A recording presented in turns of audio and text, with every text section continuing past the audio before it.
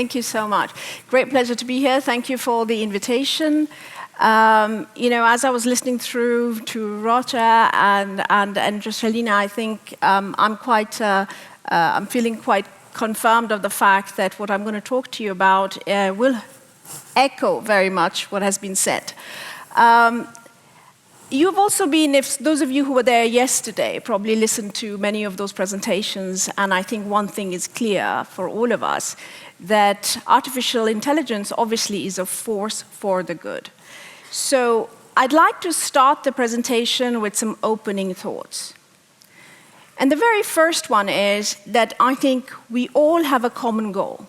And the common goal really is to maximize the benefit of artificial intelligence for a maximum number of people. And that's not just for today, but also for our future generations. The other thing I'd like to talk about a bit is a differentiation between AI development and AI deployment. So whilst I believe it's going to be quite hard to stop development of artificial intelligence, we potentially can influence its deployment. However, to do that, we have to understand that our resources are limited, time is limited. So essentially, this will require for us to work together and collaborate, not in terms of just only our resources, but also our capabilities. And hopefully, going forward in this journey, we will take as many of us with us in this journey. So the good news is these conversations have begun. So just as a reminder, those of you who are following the press, probably seen some highlights very often coming in terms of concerns with artificial intelligence. I'm not going to go through them, but there is one which does, for me, goes to the heart of the problem. And yesterday, I think in one of the panels, we had also that question, what is it that really matters to you? So if it comes to me, I'd sort of say, the one concern that I would really have is the fact that today artificial intelligence really is blurring the lines between what is really real and what is fake. And in this case, I'd say it's very much in what we hear. So, recently I saw these calls being made by sales, Tesla sales, saying, hi, I'm Simon, I'm here to sell you this Tesla, da-da-da-da-da, and you can have a conversation, but Simon doesn't tell you that Simon is a chatbot, right? The second thing is also in what we see, and this is something we've seen yesterday as well, how incredibly advanced it is in terms of images and in videos that we don't really have anymore a possibility to differentiate. And lastly, of course, also what we read. I think all of us know about those social media chatbots that are very, very good in, of course, not only controlling what we see, but changing our thoughts and eventually also our actions.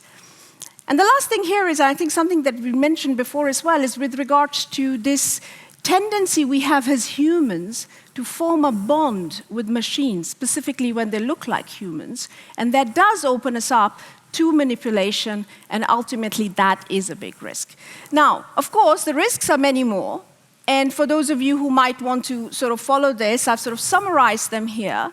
And I'm not going to go through them all, but I think what is important to note is the one point, which is that they are vast. So it is connected to our human rights, it could be also economic disruptions, but ultimately all the way to existential threats that it can pose to humanity. And that's all what's been discussed.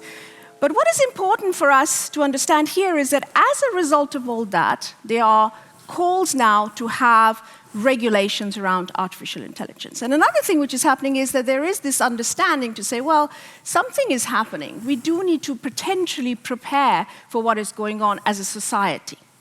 And secondly, I think for those of you here, and if we go back to what I shared as one of our common goals, is to see the adoption of AI, if we let these voices become too loud, and often, and sometimes informed, but sometimes ill-informed, what does it mean? It means that it can ultimately erode the trust in the technology, which could potentially impair its adoption. So that's something we all need to be aware about.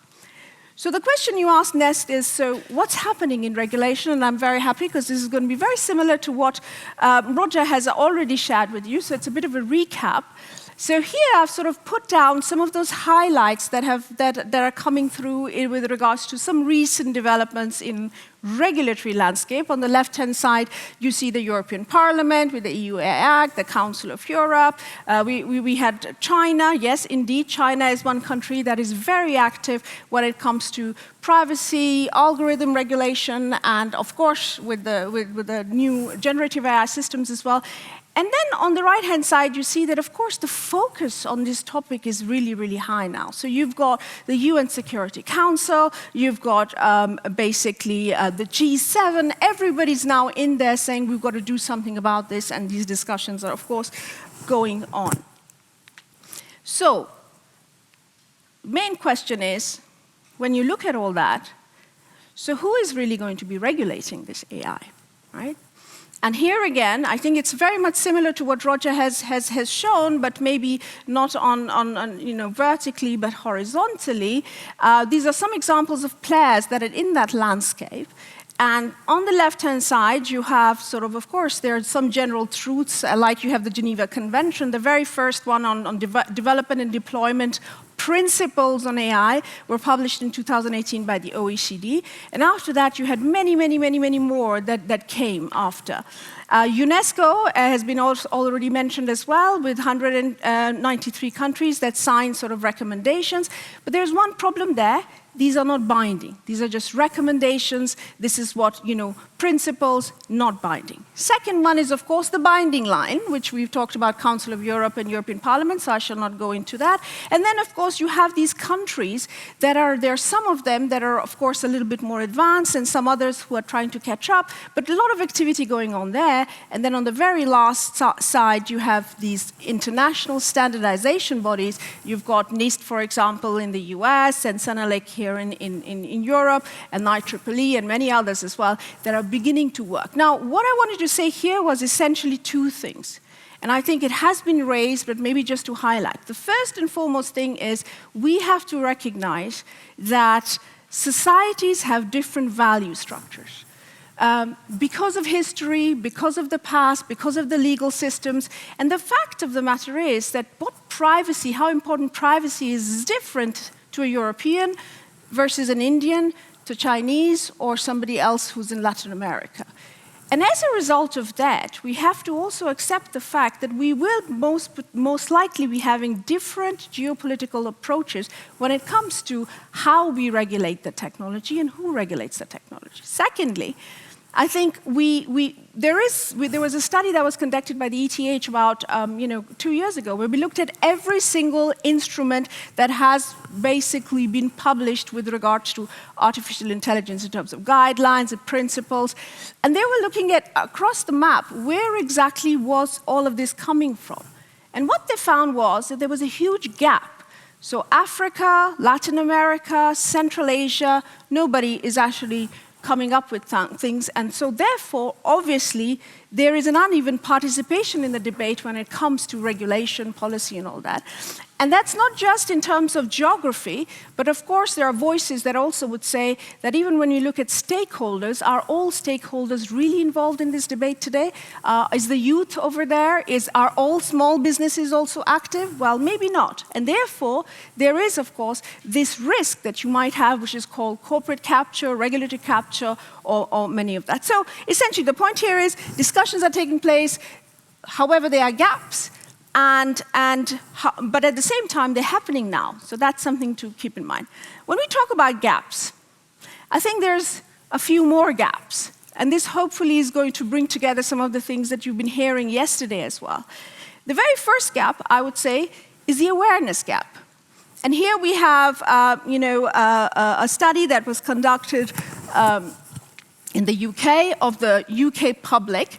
And what was found really is, and I think it's just an example, that a lot of us know very well that artificial intelligence is used to scan our faces, but not many of us are aware of the fact that it's actually also used for benefits, for allocating benefits. And that just goes to the core of, as a society, are we all aware where it is being used and how it is being used? The second gap we have is that of an engagement gap. And here, again, it's an example. Stanford High did a study, and what they looked at was who really is involved in these discussions. And I think here in EPFL with the academics, I think this is important. And I'd love to have some time to actually go into why this is the case. But only 0.7% of AI PhDs are actually going into government, right? And many of the others are going into private sector. Now, that also means that the balance gets a bit tilted when you're looking at having all voices in the debate, right? The next one over here is a technical gap, and I think this may resonate with all of us. I think when we look around, even in this forum, I would say there's not that many of us that really understand this technology very well. And that's for the society. But then let's look at actually the policymakers. That's a quote over there for the US Congress. I would say that's not a very kind one, but basically saying that they don't seem to have much of a clue when it comes to STEM, and they need to have external advisors helping us. Who are those advisors? One might wish to wonder. Right? And I would sort of say that that's probably the case in many other countries as well when it comes to politicians, and this exact point was raised also yesterday in one of the sessions. The next one is the deployment gap. Here I'm talking to the industry, and I'm sort of saying, well, you know what? We all see that everybody is trying to get out there, everybody wants to have the deployment of the technology as soon as possible. Of course, it's very good, makes immense help with productivity gains and everything else, but the fact of the matter is this quote captures two things. When industry is doing that, are ethics really something that they are putting and concerned about? And secondly, is there transparency? So OpenAI is called OpenAI, but not very open after all when you ask them for the algorithms, right? So there is this issue there with regards to, maybe the industry has to think about it. And lastly, I have here, which is called the enforcement gap. And this goes two ways. One is about being prepared to have enforcement, but this was actually a study that was conducted by the University of Arizona, and they looked at every single soft law mechanism which was out there in the world. And what they found out was that 75% of those soft law mechanisms didn't even have a definition of what the enforcement structure looks like. So that doesn't go a long way when it comes to actual, trying to have trust on in this thing. So here, hence the issue. So we've talked about the fact that we've got all these concerns coming, we have the policies that are coming, but they're obviously not going to be harmonized. There are these gaps. So the question you ask is, well, what do I do? Right? So what am I supposed to do now? Now, here is a chart I actually presented to the private sector, but I think it holds true for any organization and any company, and even to academia. And these are a few suggestions, and this was something I sort of shared with the private sector. And this is a quote from Dragos Tudorakis. Those of you who were there yesterday actually listened to him. He's the lead negotiator of the EU AI Act. And what he's talking about, and again resonates to just what we've been talking about, is the fact that standards are going to have an influence on the success of the companies, and I would say even us as a society, and therefore, the regulators want these to be developed together with all of us, not just for themselves. And big and small companies should be participating. And I would actually add to that, academia should be participating as well, and all of us should be participating in there, because this is where it's going to come down to. Then, of course, there's a few things which maybe I'm not going to go too much into detail, but I think building the bridge with the regulators, again, going on to the gap about the fact that if you're an industry, if you're an academic, if you're somebody who understands technology, you have to share this knowledge. This is the time now. These discussions are happening now, and we need more of you in there and more voices to be heard there. And there are mechanisms by which you can do that. As a company, I truly think it's an opportunity. It's not very often that you have all these things being made and you have the opportunity to look at regulation not as something which is a burden, but really as an opportunity to align it to your strategy and what you want to go forward. And you can do that by ethics councils, you can have many things, and I will not go into that in a detail, but creating this dialogue is important. The internal governance structure, which you have shared actually, is And that has three parts. It's the process, actually, and also the structure, and then the accountability. And normally the accountability should sit with the highest level in terms of C-level things. And one thing I'm always saying, you have to put the money, okay? And that's a bit of a me, and I think that's a gap I didn't mention, but I've been facing that one really, that we talk about all this that needs to be done, but we have to put aside the money for that. There's a flip coin, and I think all of you being academics, but you're also citizens, and I'm glad that we have government officials here as well. I'd like to share at least my humble thoughts on what we could potentially ask from our governments to do. And I think the very first one is, it is a real urgency now to prioritize measurement and enforcement capabilities. The risks have been talked about. Are they correct? Are they not correct? I mean, what is really true, what is not? We need to measure that. And in order to do that, again, this community here is very, very important. And that capacity needs to be built within government structures.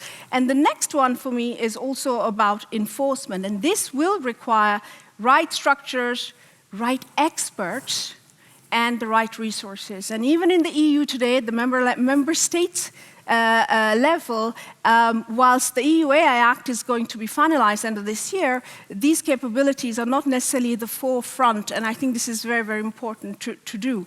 The second one is, I think we need to prepare the society to mitigate the disruption. And yesterday you saw the presentation on the labor impact, and effectively, I think the takeaway for me was, it's not that all the jobs are going to disappear, but what is going to potentially happen is you will have a huge disruption. Now, we have in the past, we have had sort of course, globalization, and some of you probably would say, yes, the polarization in the US is as a result of the social media and all these algorithms that put people in their certain silos, but actually, partly true, but it's also potentially because of a mismanagement, potentially, of globalization. What is the impact on the income? What is the impact on equality? And, of course, reskilling, right? And that's something we will have to think about as well. And finally, I think as a government, and I think that's been done, but it's about facilitating how you can work together with industry. Certain governments are doing that very, very well. I think Singapore comes to mind, UK comes to mind, so there's some best examples there that can be looked at. So the title of what I'm talking about is called AI policy. And I just wanted to take 1 minute to explain what really I mean by policy and why really I think it's an opportunity. And the thing is that policy, if there are many definitions, I just fit the one that made sense, was this analysis of the practice of societal decision making. And what is really policy when you go a bit deeper into it? It's about balancing trade-offs. So you've got to look into saying, so when the GDPR came into effect, what happened was that there was a study again conducted by ETH, and we found, and many others as well, that it led to a higher market concentration. So basically, bigger players got bigger share. So there was really a trade-off between, competition and privacy. This could be the same for transparency and trade secret protection. It could be between short-term, between long-term, but these are things we need to discuss together to agree how do we want to move forward, right? It's also about creating a level playing field. Everybody has the same opportunities, but I would say it's also a way to create a competitive advantage. Those of you that are in there, that are able to see what's coming through, able to actually be part of those discussions, will obviously, hopefully move forward in the right way. Awareness and accountability goes without saying, and it's about saying what those red lines are, those things that we don't want absolutely, and we have to discuss them together. And secondly, also looking at the low-hanging fruit. So maybe by just labeling something and having a requirement to label whenever you use artificial intelligence, it could be something that could help build trust, and maybe some other ways. And of course, if you have a transparent dialogue, that's the way to go. So I'd argue that policymaking really, inclusive policymaking really is the way forward. And those of you who know me know that I'm super, super excited about working together, and I think that's exactly what we need to do. And just as one thing, I have this opportunity, so for me it would be just a boarding call for all of you to really come on board, participate in this thing, and we've talked about, and I'll just show what we have done here, but also we talked about what Nina is over here as well, Switzerland is trying to do, and it essentially is exactly that, participation, getting people together, being inclusive, and coming up with some pragmatic solutions. It will be a win-win. It will help. And just one last thing, we heard yesterday as well that when you specialize too much into silos, maybe innovation sometimes is not really happening. So the idea really is the more inclusive we are, the more we are able to then cross those dots together, the more innovative we will be as a society. And this is important as you as a parent, you as somebody who is a citizen, a business leader, a policymaker, a politician, anybody, an academic, all of us have a role in this one. And that's what I would say. And lastly, just to invite you, because 4 years ago, thank you also to Roger, who's here, FDFA, Ofcom, and Canton of Zurich, and many others. We set up a platform essentially, specifically to discuss AI policy and have that platform which was based on our vision with regards to also the values that Switzerland has. And hopefully we will be able to then continue and build on that. And we have the next summit coming up in November, 3rd and 4th, so you're all invited. We've recently started a podcast series as well, essentially to do the same. And ideally, it would be great to have you there. And this will also feed into the Swiss AI Home, hopefully, that we are doing in Switzerland, also followed by the FDFA. And that is all I have to say, and looking forward to the discussions. Thank you.